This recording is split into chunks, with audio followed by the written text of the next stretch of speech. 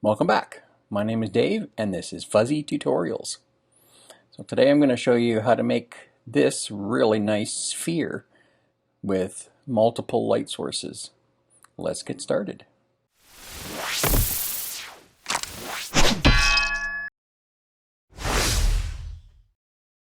Here we go. Now, just before we get started with the actual tutorial, I want to give you a little bit of an update on some stuff that's happening with our channel. Some of you might be aware that I've been having some issues with my MacBook Pro that I shoot these tutorials on and do my production work with.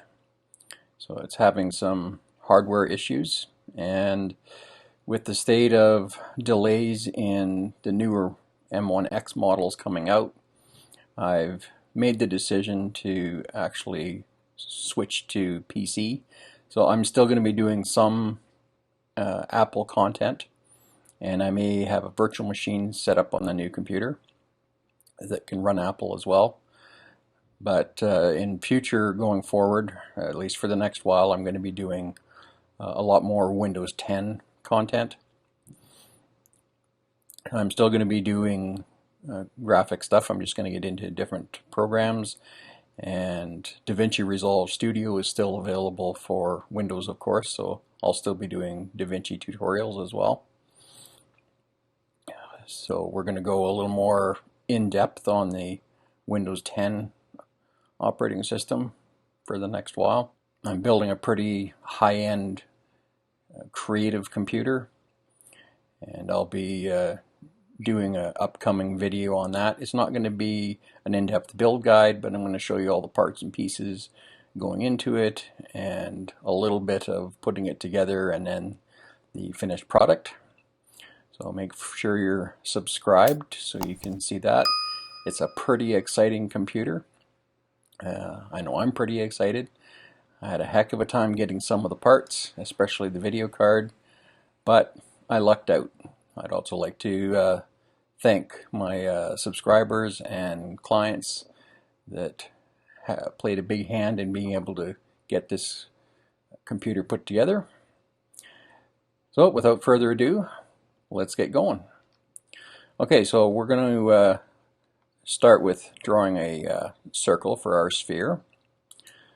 So we're just going to move to the center of the screen here, and I'm going to use the Shift key to constrain it to a perfect circle and the Option key to have the circle come out from the center. And we'll just draw it nice and big. Okay, and we'll hit our V on the keyboard to use our move tool. We're going to go over to the panel and hit our effects. If this panel isn't already open, it's this little eye here that opens and closes it. So now we're going to unpack the fill here just by clicking on that. And we're going to change from color to radial gradient. And we're going to pick our colors. So let's go with red, bright red in the center. And our dark color will just be a nice shade of maroon. Okay, so that's our first step. Now we're going to double click here, and this allows us to shift our point in for our highlight. So we can move that there like so, and we're going to move this down here. So this is establishing our angle for our first light source.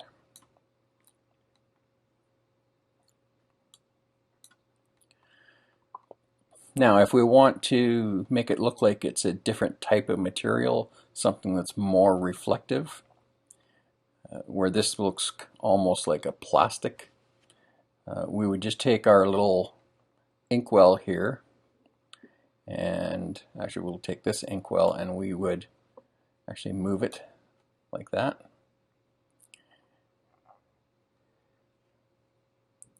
But I'm going to leave it as looking more like plastic or a lower specular type of surface. Now you could do it this way as well. You could grab this little point here and move it up. Matter of fact, I'm actually kind of liking the way that looks, so I think I'm actually going to leave that like so, because we are going to be adding a second light source. Okay, so we'll close that and we'll get rid of our stroke. Now, the trick to doing this is we're going to add, by right-clicking here, another fill. Okay, so now we're going to pop this open and we're going to just uncheck it for the moment. And we're going to switch it to a radial gradient. And we're going to uncheck it here so we can pick the same colors as before. So we're going to take this inkwell, hit our little dropper here, and then we can go and sample the color right at our center point. Okay, and we'll just turn off the fill again, and we'll choose this inkwell and our dropper, and we'll go right to the edge here, pick the color. Okay, now we're going to take this point and we're going to move it right down to the edge here. And we'll draw the dark side then a little bit more. Oh, let's actually expand this. And you'll just have to play with this a bit until you get the look that you're after. And we can actually pull this out to make it a little more subtle.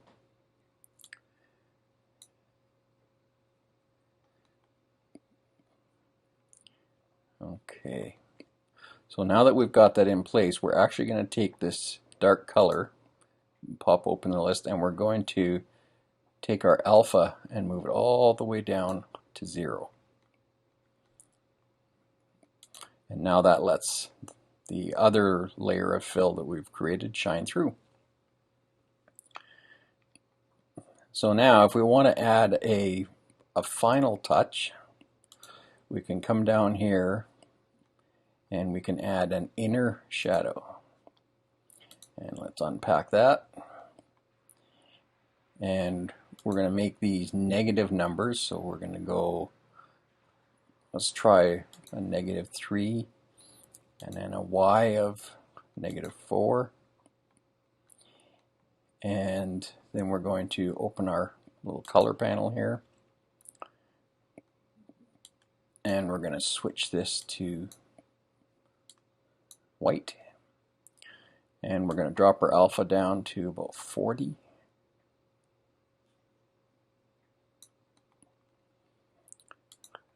Okay, and let's scroll down a little bit here so we can change our size.